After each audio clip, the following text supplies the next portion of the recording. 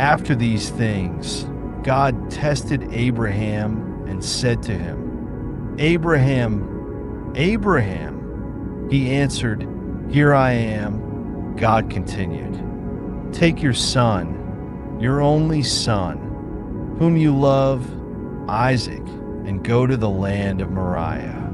Offer him there as a burnt offering on a mountain that I will show you." Abraham rose early in the morning, saddled his donkey, took 2 of his servants with him, along with his son Isaac, and split the wood for the burnt offering. Then he set out for the place that God had told him about. On the 3rd day, Abraham looked up and saw the place from afar. Then Abraham said to his servants, "Stay here with the donkey. The boy and I will go over there. We will worship and then return to you."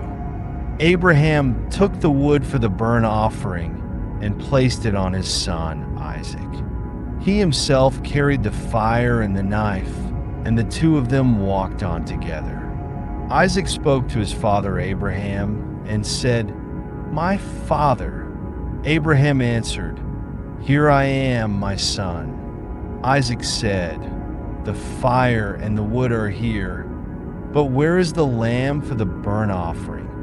Abraham replied, "God himself will provide the lamb for the burnt offering, my son."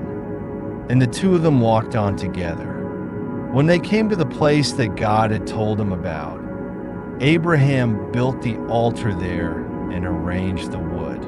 He bound his son Isaac and laid him on the altar on top of the wood. Then Abraham reached out his hand and took the knife to slay his son. But the angel of the Lord called to him from heaven and said, "Abraham, Abraham." He replied, "Here I am." The angel said, "Do not lay a hand on the boy or do anything to him. For now I know that you fear God, since you have not withheld your son, your only son, from me." Abraham looked up and saw a ram caught by its horns in a thicket. So he went and took the ram and offered it as a burnt offering in place of his son. Abraham named that place, "The Lord will provide."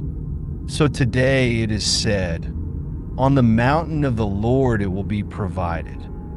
Then the angel of the Lord called to Abraham from heaven a second time and said, "By myself I have sworn, declares the Lord, because you have done this thing and have not withheld your son, your only son, I will surely bless you and make your descendants as numerous as the stars of the sky and as the sand on the seashore.